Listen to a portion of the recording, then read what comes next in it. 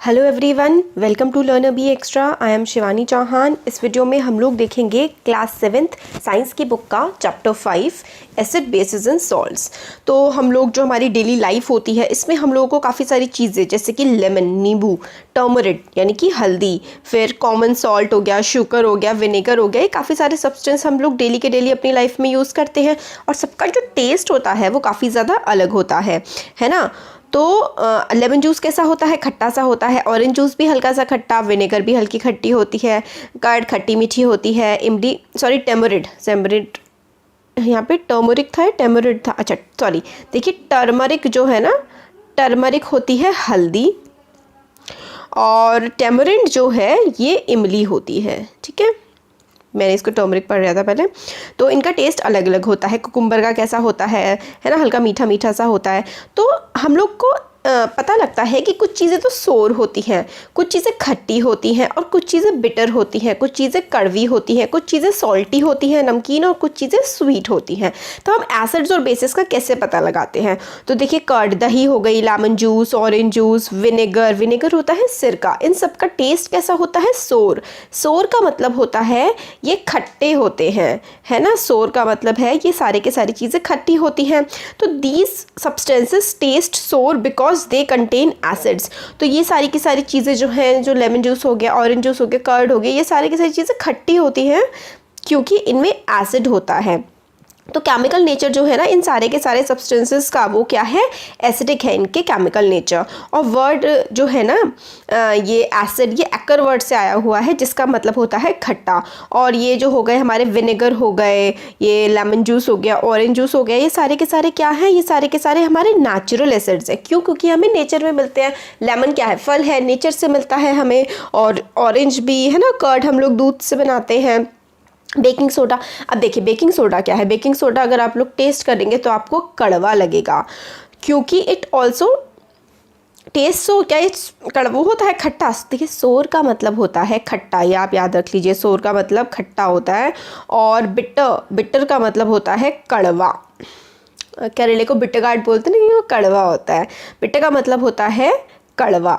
ठीक है, तो जो एसिड्स होते हैं, एसिड्स के एग्जांपल जैसे कि लेमन जूस हो गया, ये सारे के सारे एसिड्स होते हैं, काफ़ी वीक होते हैं, नेचुरल एसिड्स होते हैं, तो ये खट्टे होते हैं। और जो बेसिस होते हैं ना, बेसिस जनरली ऐसे सब्सटेंस होते हैं जो बिटर इन टेस्ट होते हैं और सोपी इन फील होते हैं। मगर जैसे कि अगर आप लोग उसे छुएंगे ना, आप बेकिंग सोडा को छू के देखिए, वो काफ़ी ज़्यादा सोप जैसा होता है। क्यों? क्योंकि चिकना नेचर होता है उसका। जितने भी हमारे सोप होते हैं ना, हमारे जो साबुन होते हैं, हर किसी चीज़ में बेस होता है। और ऐसी चीज़ों का जो सोपी टच होते हैं, छूने में सोप जैसे लगते हैं और उनका टेस्ट कड़वा होता है, तो ऐसी चीज़ों को हम लोग बेस बोलते हैं। और नेचर इन सब्सटेंसेस का क्या होता है? बेसिक होता है। If we can not test every substance, but हम लोग हर सब्सटेंस को टेस्ट तो नहीं कर सकते। नेचुरल चीज़ें, खाने की चीज़ों को ही तो टेस्ट कर सकते हैं। तो इसलिए अगर हम लोगों को पता लगाना है कि कोई चीज़ एसिडिक है, बेसिक है, तो उसके लिए हम लोग एक स्पेशल सब्सटेंस का इस्तेमाल करते हैं और उन सब्सटेंस को हम लोग इंडिकेटर्स बोलते हैं। तो special type of substance are use to test whether a substance is acidic और बेसिक। ठीक है, तो इन्हें हम इंडिकेटर बोलते हैं। इंडिकेटर्स जो है अपना कलर चेंज कर लेते हैं। एसिडिक सॉल्यूशन में इंडिकेटर्स कुछ अलग कलर दिखाते हैं और बेसिक सॉल्यूशन में जो है ये लोग कुछ अपना अलग कलर दिखाते हैं। तो टर्मरिक यानी कि हल्दी हो गई, लिटमस पेपर हो गया, चाइना रोज़ हो गया, चाइना रोज़ पेटल्स यानी कि गुड़हल हो गया, ये सारे के सारे नेचुरली अकरिंग इंडिकेटर्स हैं।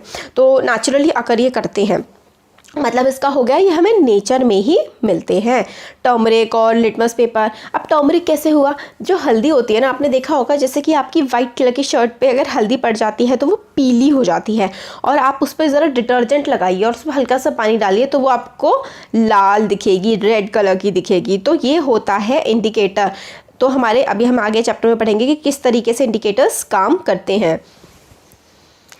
तो हमें कुछ एग्जांपल्स दिए हुए हैं, ये चीज़ें भी काफ़ी इंपॉर्टेंट है आपके एग्जाम पॉइंट ऑफ व्यू से, कि एसिटिक एसिड किस में होता है? विनेगर, जो सिरका होता है उसमें एसिटिक एसिड होता है। आंट की जो स्टिंग है, मतलब जो चींटी काट लेती है तो वो फॉर्मिक एसिड रिलीज़ करती है। और जैसे ऑरेंज, लेमन, इसमें सिट्रिक एसिड होता है। कर्ड में लैक्टिक एसिड, स्पिनच में ऑक्जेलिक एसिड। ठीक है, तो आपको ये, मैं तो डिक्टेट ही करना होगा, आप ये एसिड्स जो है ना ये सारे आपको याद होने चाहिए, काफ़ी इंपॉर्टेंट है। और बेसिस जैसे कि लाइम वाटर का मतलब होता है अगर आप उसमें कैल्शियम हाइड्रोक्साइड हो, चूना टाइप जो होता है ना, वही होता है। और सोप हो गया, ये सारे के सारे मिल्क ऑफ मैग्नीशिया, ये सारे के सारे क्या हैं, ये सारे बेस हैं। ठीक है, ऊपर वाले क्या थे, एसिड, और ये सारे के सारे बेस हो गए।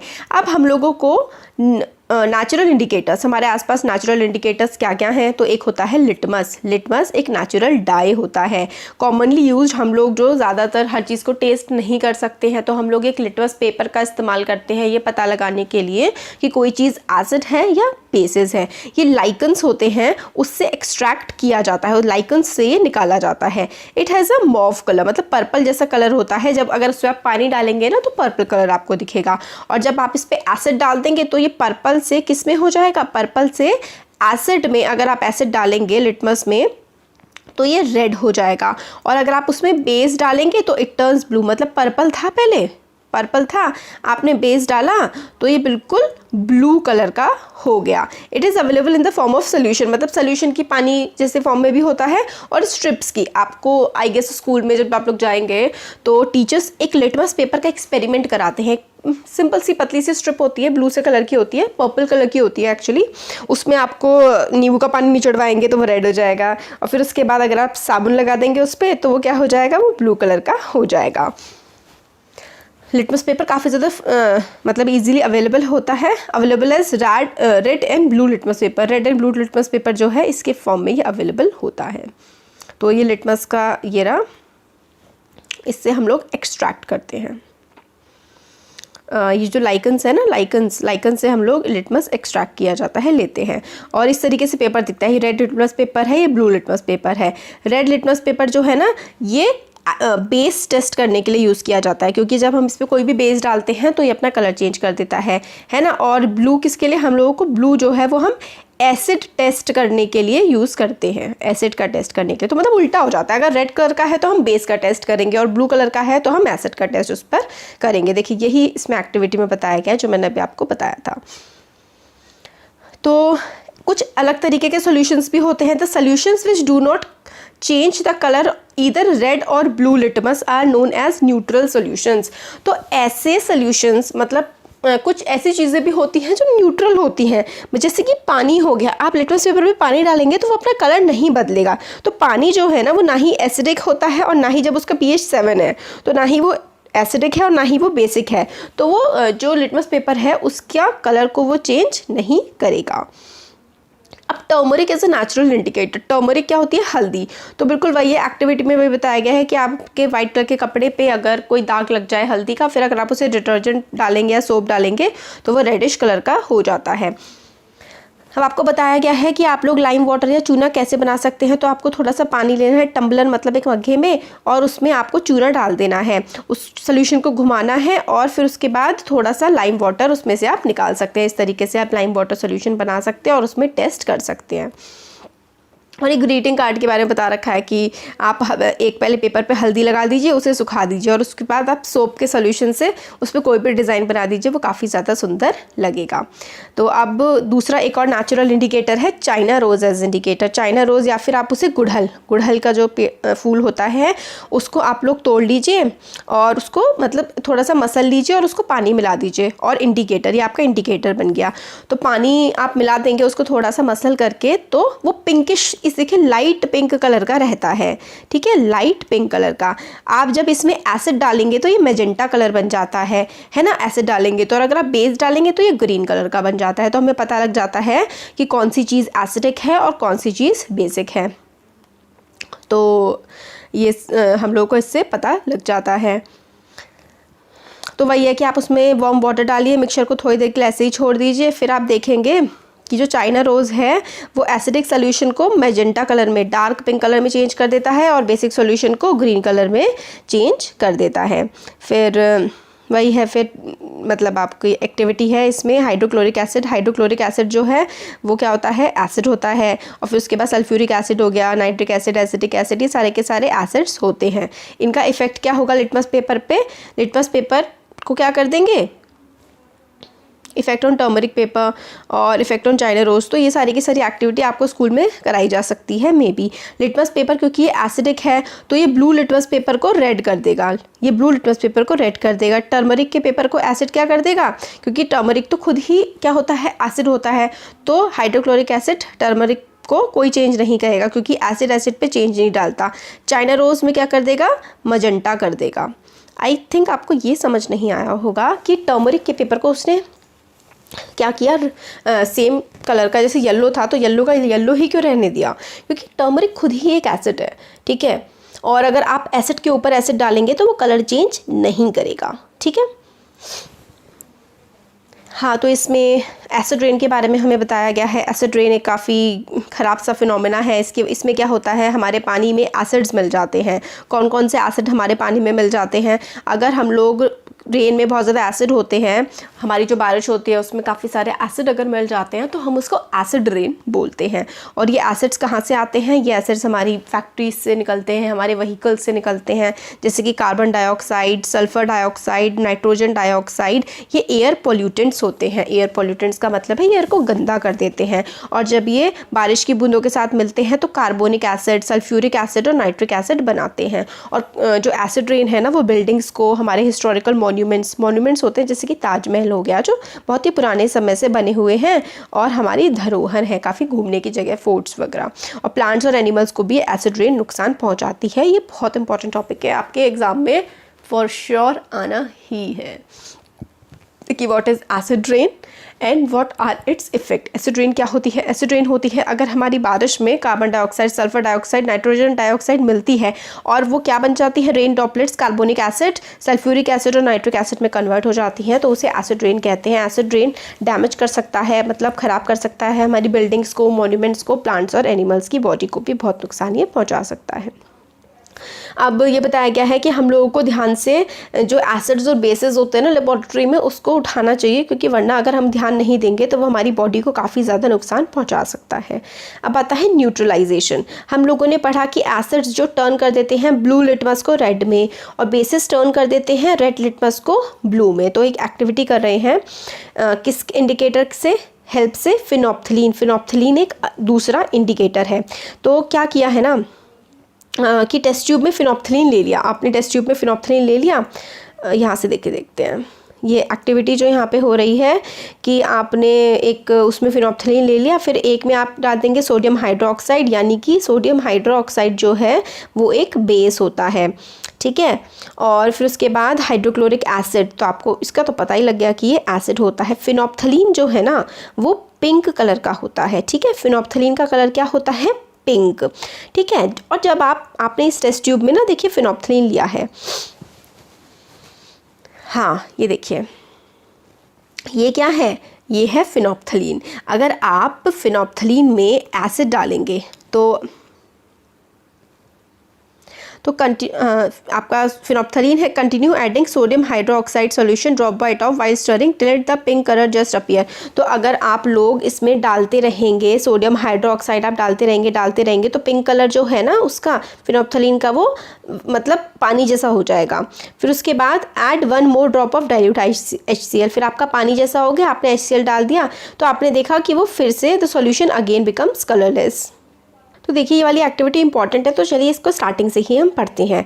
Fill 1/4 of test tube with dilute hydrochloric acid. आपने टेस्ट ट्यूब में HCl लिया है, फिर आप उसका कलर नोट कर लीजिए। आपने कलर नोट कर लिया, ठीक है। Note down the colour of phenolphthalein. फिर आपका जो फिनोप्थलीन है ना उसका कलर आप नोट कर लेंगे, ठीक है। फिनोप्थलीन ना पिंक कलर का होता है, ठीक है, और HCl जो है वो कलरलेस होता है। फिर आप ऐड करेंगे 2 से 3 बूंदे किसकी, एसिड की। तो आपने यहाँ पे फिनोप्थलीन लिया हुआ था, फिनोप्थलीन में आपने 2-3 बूंदे एसिड की डाली, फिर आपने उसको फटाफट से शेक कर दिया, तो क्या उसका कलर चेंज होगा, अभी देखते हैं। Add the acidic solution, add to the acidic solution a drop of sodium hydroxide with a dropper. आपने एसिड था यहाँ पर, HCl था, फिर आपने इसमें क्या डाल दिया, आपने इसमें सोडियम हाइड्रोक्साइड डाल दिया, ठीक है। और फिर आपने टेस्ट ट्यूब फिर से हिला दी, क्या कलर में कोई चेंज हुआ है। आप अगर सोडियम हाइड्रोक्साइड डालते जाएंगे सॉल्यूशन में ड्रॉप बाय ड्रॉप तो क्या हो जाएगा, till the pink colour just appears. अब क्या हो रहा है इसमें, now add 1 more drop of dilute HCl, आपने फिर से एक और डाइल्यूट HCl डाल दिया, फिर आपने देखा कि सॉल्यूशन फिर से कलरलेस हो गया। तो इसमें देखिए हो क्या रहा है, इसमें ये हो रहा है कि सॉल्यूशन बिकम बेसिक। जब सॉल्यूशन बेसिक होता है तो फिनोप्थलीन पिंक कलर देता है। मतलब अगर ऐसा है, देखिए सिंपल भाषा में NaOH है, बेस है, ठीक है। अब बेस है और यहाँ पे हमारा फिनोप्थलीन है, ठीक है, फिनोप्थलीन है। अगर ये बेस था, यहाँ पर आपने फिनोप्थलीन की 2-3 बूंदें डाल दी ना, तो बेस क्या बन जाएगा, बेस पिंक कलर का हो जाएगा, ठीक है। आपने बेस डाला, ठीक है, बेस में आपने फिनोप्थलीन डाला तो क्या हो जाएगा, बेस पूरा का पूरा पिंक कलर का हो जाएगा। और अगर आपने एसिड में फिनोप्थलीन डाला तो नो चेंज, कोई चेंज होगा ही नहीं, वो ऐसा का ऐसा ही रहेगा। तो अगर आप बेस में फिनोप्थलीन डालते हैं तो वो पिंक हो जाता है, और अगर आप एसिड में डालते हैं तो वो रिमेन कलरलेस, वो कलरलेस ही रहता है। तो इससे हम लोगों को क्या समझ में आया कि जब एसिडिक सॉल्यूशन बेसिक सॉल्यूशन के साथ मिक्स होता है तो दोनों के दोनों सॉल्यूशन एक दूसरे के असर को नल्लीफाई कर देते हैं। मतलब आपने HCl में NaOH आपने एसिड में बेस डाल दिया तो न्यूट्रलाइज हो जाएगा, कोई फ़र्क पड़ेगा ही नहीं। जब एसिड के सॉल्यूशन में बेसिक सॉल्यूशन डालेंगे तो both the nature acidic nature of the acid and the basic nature are destroyed. मतलब अगर आपने एसिड में बेस डाल दिया या फिर बेस में आपने एसिड डाल दिया तो दोनों क्या हो जाएंगे, ना ही वो सॉल्यूशन एसिड रहेगा और ना ही वो सॉल्यूशन बेस रहेगा। मतलब एसिड और बेस अगर हम साथ में मिला देते हैं ना तो अपने इफेक्ट को वो क्या कर देते हैं, ख़त्म कर देते हैं, ठीक है। और रिजल्टिंग सॉल्यूशन जो होगा वो ना ही एसिडिक होगा ना ही बेसिक होगा। इस तरीके के सॉल्यूशन को हम लोग न्यूट्रलाइज्ड सॉल्यूशन कहते हैं और प्रोसेस को न्यूट्रलाइजेशन बोलते हैं। और इसमें हीट इवॉल्व होती है, बस मतलब क्या होता है, न्यूट्रलाइजेशन रिएक्शन में हीट जो है ना वो इवॉल्व होती है, हीट निकलती है, सॉल्यूशन गर्म हो जाता है। न्यूट्रलाइजेशन जो रिएक्शन होती है ना उसमें एक सॉल्ट बनता है। मतलब एसिड प्लस बेस, एसिड और बेस जो होते हैं ना, ये देखिए यहाँ पे रिएक्शन है, एसिड और बेस जो है जब रिएक्ट करते हैं तो सॉल्ट और वाटर बन जाता है और हीट इवॉल्व हो जाती है। तो ये बहुत इंपॉर्टेंट है ये वाली चीज़। The reaction between an acid and base is known as neutralization. तो एसिड और बेस के बीच में जो रिएक्शन होती है ना उसको हम लोग न्यूट्रलाइजेशन बोलते हैं। और प्रोड्यूस क्या करते हैं, ये वाटर और हीट प्रोड्यूस कर देते हैं। तो जैसे कि HCl और सोडियम हाइड्रोक्साइड है तो वो सोडियम क्लोराइड बना देंगे, यानी कि नमक, सॉल्ट बन जाएगा और वाटर रिलीज हो जाएगा, ठीक है। तो ये चीज़ भी बहुत इंपॉर्टेंट है कि acid plus base gives salt and water, ठीक है। अब neutralisation in everyday life, daily की लाइफ में न्यूट्रलाइजेशन कहाँ कहाँ काम करता है, आपका इंडाइजेशन। तो हमारा स्टमक में हम लोगों ने बायो में पढ़ा था अभी फर्स्ट चैप्टर में कि हमारा जो पेट होता है उसमें हाइड्रोक्लोरिक एसिड होता है जो हमारी खाने को पचाने में हेल्प करता है।